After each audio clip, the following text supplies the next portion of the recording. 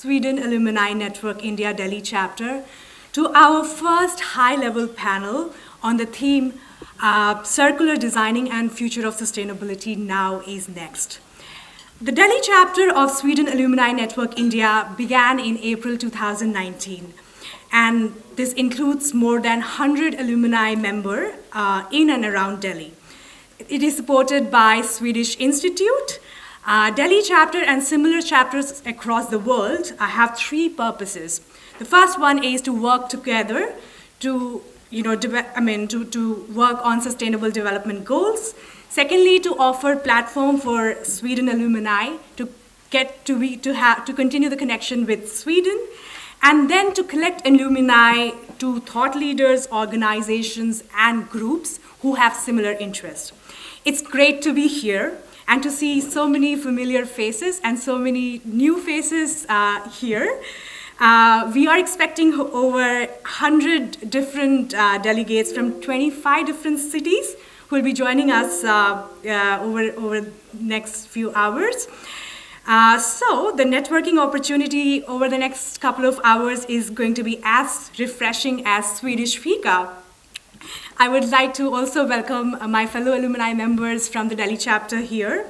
Thank you for traveling from near and far to make to this event on this very important occasion today.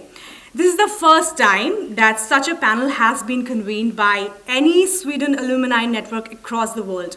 In many ways, at Delhi chapter, we have consciously attempted to escalate our commitment to address important issues such as circular economy, with our team of board members in Delhi chapter harnessed to its maximum effect and led by extraordinarily talented Puran Chandra Pandey, who is also the senior advisor to Delhi chapter.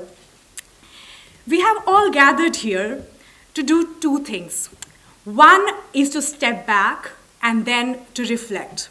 This year, world saw 52 hungry polar bears wandering thousands and thousands miles away from their home Arctic ice habitat, ending up in a garbage dump for food. Closer home, the city where we are sitting was referred to as gas chamber and is still referred to as gas chamber. Can you imagine? Our kids have missed several days of school, several hours of school, just because they can't go out because air quality is so hazardous.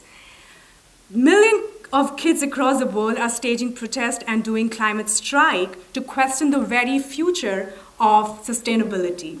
This is definitely a time for us to reflect. As we all know, technology as a driving force is unleashing potential in ways that we could have hardly imagined decades ago. How our production and consumption advances and how it does so sustainably and in an ethical fashion should be a concern for all of us here today. It's my honor to welcome our esteemed speaker and panelists representing UN, media, diplomacy, business chamber, and development corporations. Their vision of what this panel should convey is fresh, it's full of energy, originality, and relevance.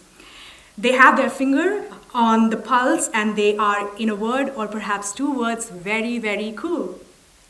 All of this to say, ladies and gentlemen, we are in extremely talented hands to guide us through the next couple of hours. So get ready for a day of inspiration, information, and what we're hoping to be great fun.